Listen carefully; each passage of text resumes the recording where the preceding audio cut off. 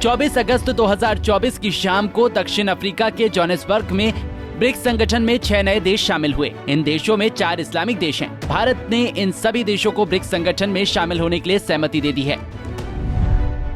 इन 6 देशों में ईरान, मिस्र, सऊदी अरब, यूएई, अर्जेंटीना और इथियोपिया शामिल हैं। इससे पहले ब्रिक्स में सिर्फ 5 देश ब्राजील, रूस, भारत, चीन और साउथ अफ्रीका शामिल थे। नए 6 देशों में शामिल होने से ब्रिक्स संगठन के सदस्यों की संख्या अब 11 हो गई है।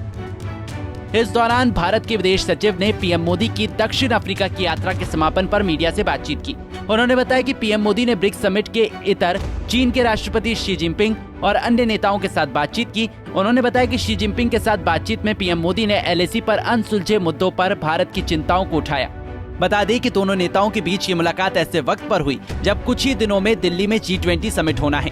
भारत और चीन के बीच मई 2020 में गलवान घाटी में हिंसक झड़प हुई थी। इसके बाद पीएम मोदी और शी जिनपिंग के बीच ये दूसरी अनौपचारिक बातचीत थी।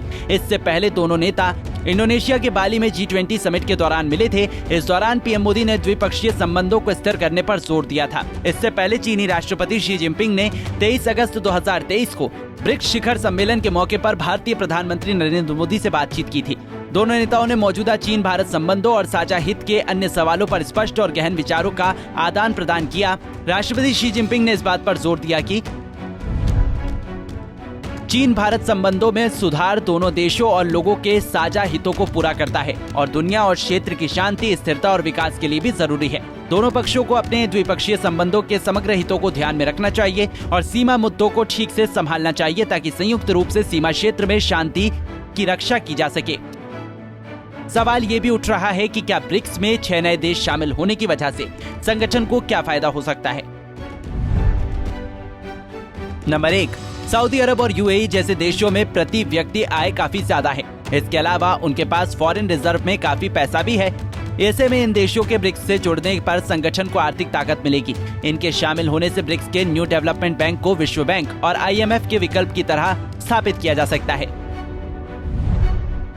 नंबर 2, सऊदी अरब तेल पर अपनी इकोनॉमी की निर्भरता को कम कर रहा है। फिलहाल उसकी इन्वेस्टमेंट कैपेसिटी काफी ज्यादा है। ये देश ब्रिक्स संगठन के प्रोजेक्ट्स में इन्वेस्टमेंट करेगा। इससे सभी सदस्य देशों को लाभ होगा। नंबर 3, दुनिया में तेल उत्पादन के लिहाज से 2 बड़े देश रूस और सऊदी अरब अब ब्रिक्स के सदस्य हो जाएंगे। बता दें कि अब तक दुनिया की कुल GDP में ब्रिक्स देशों की 26% हिस्सेदारी थी, जो अब 6 नए देशों के जुड़ने से 33% के आसपास हो जाएगी। भारत के लिहाज से देखें तो सऊदी अरब और यूएई का ब्रिक्स में जुड़ना देश के लिए अच्छी बात है। इसकी वजह यह है कि सऊदी अरब और भारत के बीच अच्छे संबंध हैं। वहीं यूएई की कुल आबादी में तो 30% भारतीय ही हैं। किसी भी संगठन में नए सदस्य के शामिल होने से फायदा होने के साथ साथ कई चुनौतियां भी सामने आकर खड़ी हो जाती हैं। इसी तरह ब्रिक्स में 6 नए देश शामिल होने से संगठन के सामने कुछ चुनौतियां भी आ खड़ी हुई हैं। नंबर 1, जब किसी संगठन का विस्तार होता है तो इससे कोऑर्डिनेशन में काफी दिक्कत आती है। बेहतर कोऑर्डिनेशन के लेवल पर सदस्य देशों को काम करना पड़ सकता है।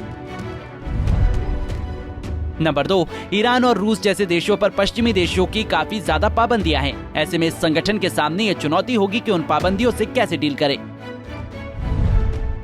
नंबर 3, पहले इस संगठन केवल 2 प्रतिद्वंदी देश भारत और चीन थे। अब 2 और सऊदी और ईरान शामिल हो जाएंगे। ऐसे में संगठन की वर्किंग पर असर पड़ सकता है।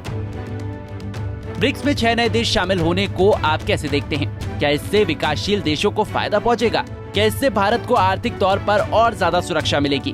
आप अपने विचार हमारे साथ जरूर शेयर करें। Bureau report, Punjab Kesari TV.